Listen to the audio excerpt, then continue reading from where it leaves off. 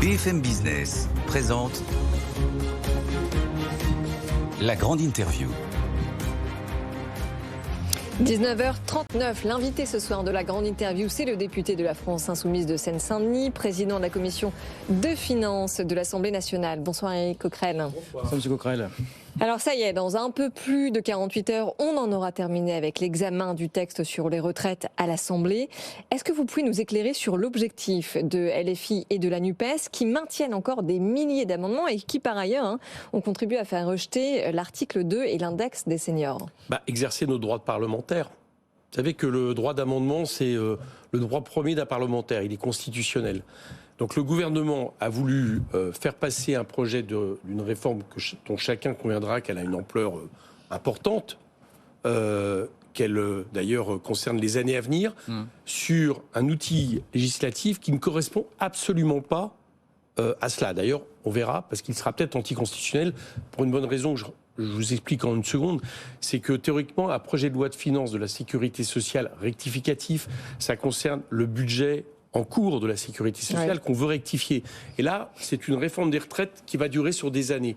Donc il l'a fait pourquoi ? Parce que ça lui donne la possibilité d'arrêter sans voter les débats au bout de 20 jours, c'est-à-dire vendredi à minuit. Ça, c'est le fameux 47-1, c'est ça ? C'est le fameux 47-1. Il l'a fait pour ça.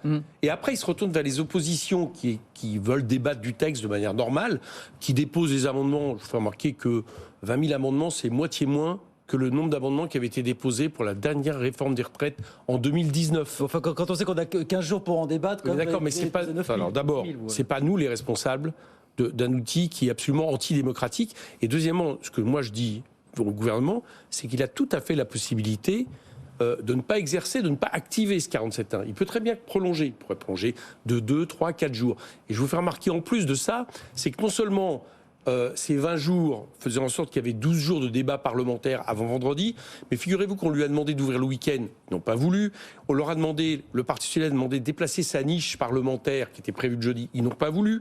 Donc en réalité, ils font tout pour que, à la fin, il n'y ait pas de vote. Bon. C'est ça l'objectif. Alors, question, est-ce que vous en aviez en particulier contre l'index senior que vous avez fait rejeter, permis de faire rejeter hier à l'Assemblée? Est-ce que c'était un combat en particulier hier contre l'index senior? C'était une mesure bidon pour faire semblant de permettre aux seniors de travailler plus longtemps. Que ça ne soit pas la panacée, ok, mais est-ce qu'il ne faut pas commencer par quelque chose sur ce sujet dont on parle depuis des années? Mais commencer par quelque chose, c'est de ne pas forcer les gens à travailler 2 ans de plus, qui sont les 2 années... Sur l'index senior, là. Oui, d'accord, mais ça a un lien. Oui. Parce que l'index senior servait à justifier le fait que on allait essayer d'améliorer le fait que dès aujourd'hui actuellement, près de la moitié, pas tout à fait, mais près de la moitié des personnes entre 55 et 64 ans ne sont plus au travail. Pour différentes raisons, mais ne sont plus au travail.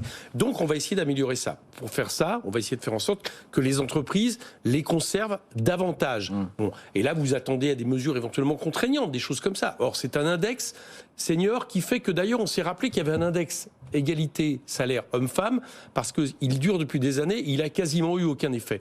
Donc c'est pour ça que je vous dis, c'est un index bidon et que nous, on n'a pas spécialement envie de valider les leurs du gouvernement. Alors, on ne peut pas tout à fait dire que l'indice homme-femme sur la parité en entreprise ne fonctionne pas. Et justement, on peut comprendre qu'on s'en inspire. Maintenant, pourquoi ne pas avoir, au contraire, poussé le gouvernement à ajouter des mesures coercitives à cet indice, plutôt que de vouloir le supprimer comme ça? Il y a eu des mesures et tout a été rejeté.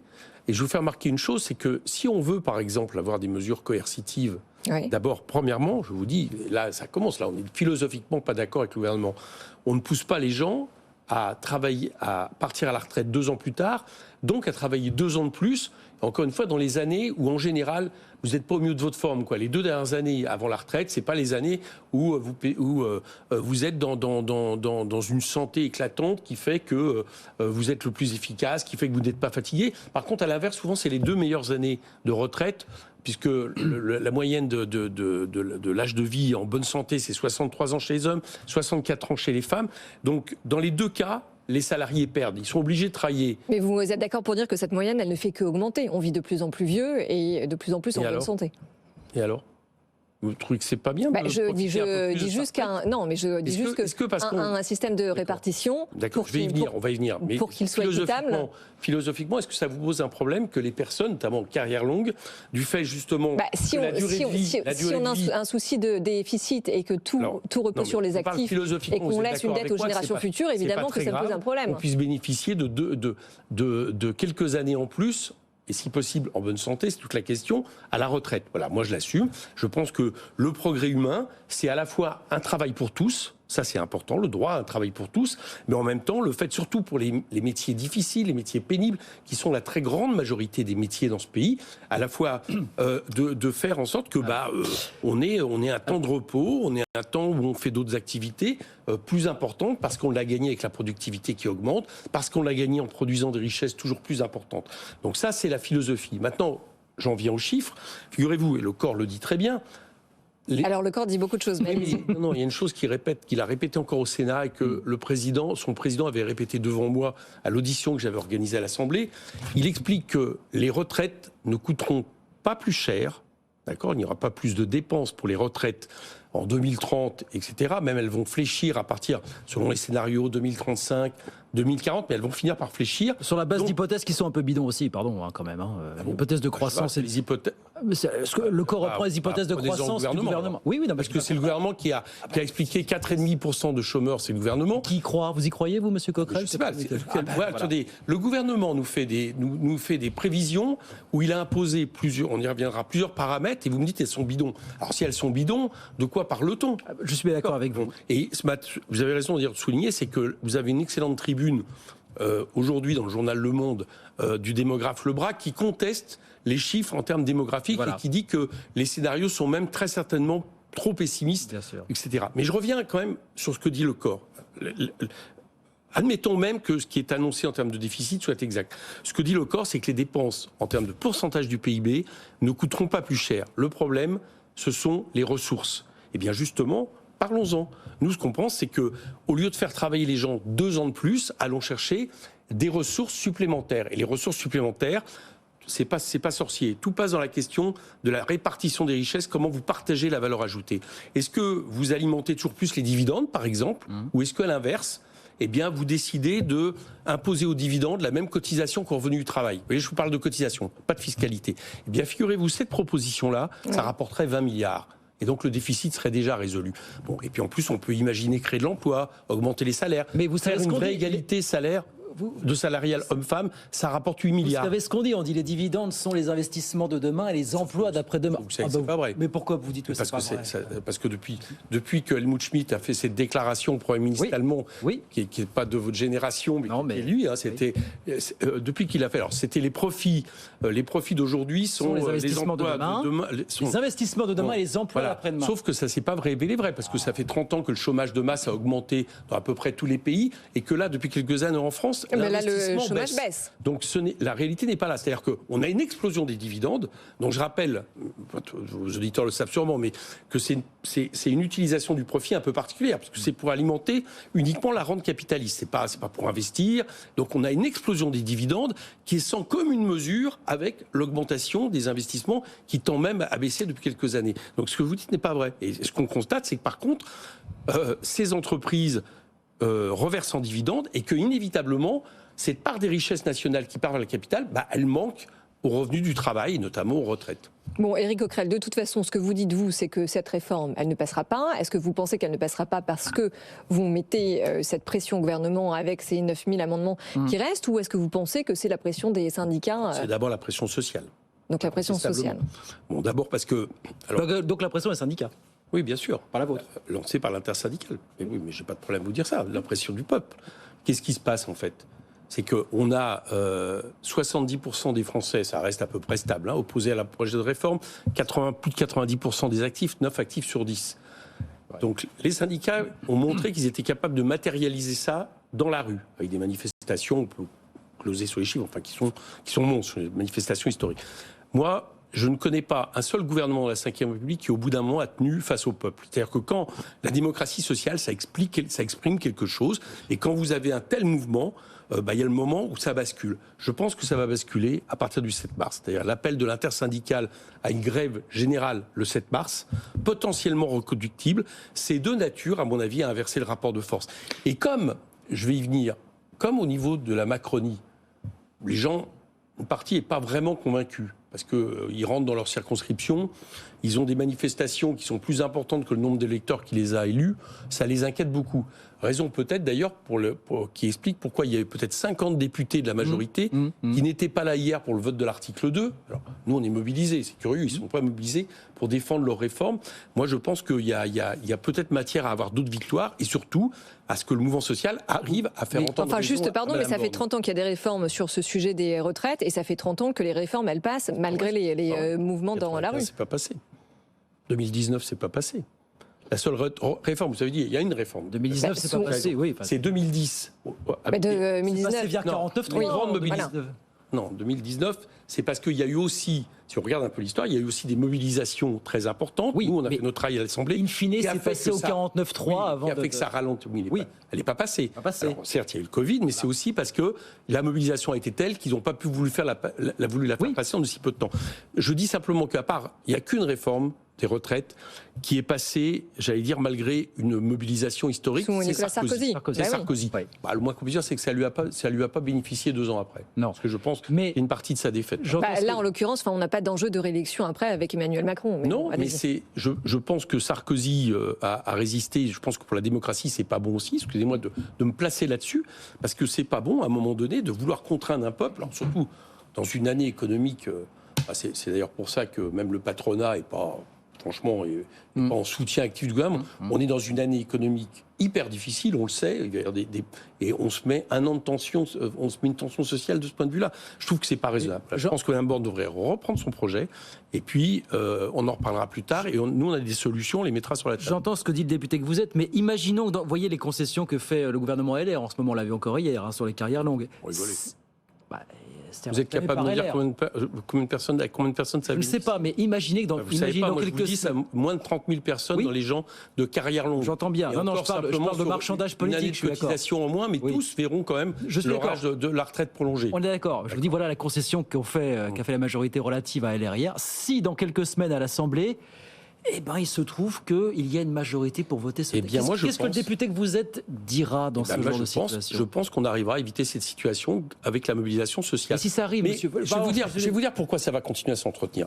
Quand même, on a un gouvernement... Alors non seulement cette réforme est injuste, moi je ne suis pas d'accord sur le fait de faire travailler les gens 2 ans de plus et de faire toujours quelque part peser le poids de la situation sur les mêmes, c'est-à-dire ceux qui travaillent, mais en plus de ça, ils ont... Au fur et à mesure, leurs arguments s'effilochent. Je vous en donne un. Ils nous ont dit au début, 11 janvier, le ministre Véran, nous dit à France Info, il y aura 2 millions de personnes qui, grâce à cette réforme, vont toucher 1 200 €. Ce matin, M. Dussopt, la même radio, explique qu'il n'y a plus que 250 000. On a été divisé par 10. Alors, ça veut dire quoi ? C'est vrai. Sur quoi on se base ? Qu'est-ce que c'est que ces chiffres qui sont avancés, qui finalement ne sont pas vrais ? Où on a Dussopt qui bégaye ce matin en disant ah bah oui, tiens, j'ai fini par avoir les chiffres ce soir. C'est ce qu'il a dit quand même. C'est énorme. Qui nous dit, je ne suis même pas capable de dire combien de personnes vont partir en 2024, etc. Enfin, c'est quoi cette réforme ? Donc tout ça est basé sur rien, basé sur des chiffres, je vous l'ai dit tout à l'heure, qui peuvent très facilement être opposés. Et en plus, ça devrait par contre nous inciter au débat. Là, c'est ce qu'on essaye de voir. C'est un choix de société. À partir du moment où les retraites ne coûtent pas plus cher et qu'il y a des questions de ressources, où va-t-on chercher ces ressources ? Moi, je préfère faire en sorte que les gens puissent bénéficier de leur retraite, puissent avoir des activités sociales utiles, parce que le nombre de retraités qui tiennent les associations, le nombre de retraités qui sont maires dans des départements, le nombre de retraités qui font vivre des départements ruraux où s'ils n'y étaient plus, n'y retournaient pas après leur carrière, j'allais dire ces départements ruraux auraient des vrais problèmes d'économie. Je vous assure que c'est un projet qui n'est pas bon ni pour l'économie, ni évidemment pour les gens qui travaillent. Bon, c'est compris. Un mot sur ce qui s'est passé la semaine dernière à l'Assemblée et qui est un peu passé par ailleurs sous les radars. C'est le député socialiste Philippe Brun qui a réussi à faire passer un amendement amendement contre le démantèlement d'EDF et l'extension du bouclier tarifaire aux boulangers. Et alors certains députés de la majorité, notamment Aurore Bergé, estiment que c'est contraire à la Constitution parce que ça ajoute une charge financière pour l'État, ce que les députés ne peuvent pas constitutionnellement faire. Et par ailleurs, Jean-René Cazeneuve a dit que c'était un précédent extrêmement grave pour la Constitution. Qu'est-ce que vous répondez à ça? Alors déjà, pour être très précis, il ne parle pas de du corps principal de cette proposition de loi qui contre le démembrement d'EDF et qui vise à faire en sorte que les parlementaires aient la souveraineté sur ce qu'on pourrait faire ou pas d'EDF. Bon. Il parle d'un article qui dans cette proposition a été ajouté qui permet de proposer les tarifs réglementés aux PME de moins de 5000 personnes, notamment tous les commerces, etc., qui souffrent de manière notamment. Bon. Donc sur le fond, et d'ailleurs c'est à mon avis la raison pour laquelle ils sont sortis de la salle sans voter, c'est quand même compliqué aujourd'hui d'aller voir vos commerçants, leur dire qu'ils n'auront pas les tarifs réglementés dont peuvent bénéficier d'autres secteurs. Parce qu'on parle quand même d'un amendement, c'est ça, qui pourrait coûter 18 milliards. Voilà. Oui, mais ça non, ils n'ont pas été capables d'expliquer comment ils ont pris, puisque de toute façon ces tarifs-là ne sont pas encore fixés. J'en reviens sur l'article 40. Moi j'ai l'article 40, pour qu'on comprenne bien, c'est le président de la commission des finances, c'est-à-dire moi-même, qui peut décider si un article est recevable ou pas, selon qu'il crée une charge. Bon. Alors, dit comme ça peut peut-être paraître simple, sauf qu'à certains moments, il y a des jurisprudences qui expliquent que là, vous n'êtes pas tout à fait dans une charge importante pour l'État, qui expliquent que c'est des travaux de juristes qui se font là-dessus. Et moi, j'ai toujours eu pour philosophie, quel que soit le texte, d'essayer de faire vivre au maximum le débat parlementaire. Donc, depuis que je suis arrivé, par exemple, j'ai baissé j'ai divisé par 2 le nombre d'articles irrecevables. Figurez-vous, le Conseil constitutionnel n'a rien trouvé à y redire. Donc j'ai tendance à penser que je fais mon boulot politique et juridique. Sur cette proposition, on a eu, comme je le fais tout le temps, celui qui fait la proposition de loi est venu me voir pour me dire « je pense que c'est recevable pour telle raison ». Et la telle raison, c'est qu'en fait, rien n'indique dans les textes que c'est à la charge de l'État, ça peut être à la charge des énergéticiens. Alors on peut penser que politiquement, économiquement, ça ne tient pas la route, mais juridiquement, c'est autre chose. Voilà. Et donc j'ai, à partir de là, décidé que c'était pas irrecevable. Bon, la majorité n'est pas d'accord, c'est leur droit. Ouais. Si à la fin le texte est voté, il y a un moyen très simple. Il y a un arbitre, ça s'appelle le Conseil constitutionnel. Vous y allez. Bon, voilà, il n'y a pas, ça s'arrête là. Vous répondez à Aurore Bergé quand elle dit que vous bafouez l'impartialité et puis notre Constitution. C'est parce qu'elle est dans la majorité, la présidente du groupe majoritaire, qu'elle a autorité là-dessus et que ce qu'elle dit est vrai. Voilà. Il reste une grosse minute, Monsieur Coquerel. On croit comprendre que le gouvernement va lâcher sur le fameux dividende salarié. Vous avez vu ce qui est sorti de l'accord entre les partenaires sociaux sur le partage de la valeur ajoutée en entreprise, mais que tout n'est pas perdu sur les super profits. Est-ce que vous appelez encore ce soir à taxer les super profits avec la définition qu'on leur donne, évidemment? Alors un super profit, justement, précisément, c'est quoi? Oui, c'est quoi pour vous un super profit? C'est très simple. Ça a été les chiffres ont été donnés. C'est notamment l'Union européenne qui les a fixés. C'est quand vous avez des bénéfices qui sont des dividendes, parce que c'est sur les dividendes, en fait, de 25% supérieurs à la moyenne d'avant la crise. Voilà, c'est ça en gros le chiffre. Donc là-dessus, sur des entreprises qui en gros ont fait leurs bénéfices soit pendant la crise du Covid, soit maintenant les énergéticiens pendant la crise de l'énergie qu'on paye tous trop cher, le fait qu'ils contribuent par une taxation, par exemple, à faire baisser les prix de l'énergie, que ce ne soit pas nous, avec nos impôts, qui payons ça, je pense que c'est logique, voilà, c'est normal. Et alors, est-ce que ça veut dire qu'en sens inverse, quand les crises frapperont très fort, justement, les grands groupes en France ou à l'international, on leur rendra de l'argent? Eh bien, figurez-vous, les grands groupes et les entreprises dans ce pays, on leur donne aujourd'hui 200 milliards sans conditions et contrepartie, à travers des exonérations, qui est aussi un problème vis-à-vis des retraites, 90 milliards d'exonérations, ou à travers des aides publiques. On est les champions d'Europe des aides publiques aux entreprises. Alors on est aussi les champions d'Europe de la taxation sur les entreprises. Les deux sont vrais. Et puis c'est voilà. Et je pense que si on ne tient pas ça en compte, on ne comprend pas ce qui se passe. Donc pour vous dire quelque part, déjà les cadeaux sont faits. D'ailleurs une partie est redistribuée en dividendes, est quand même un peu bizarre.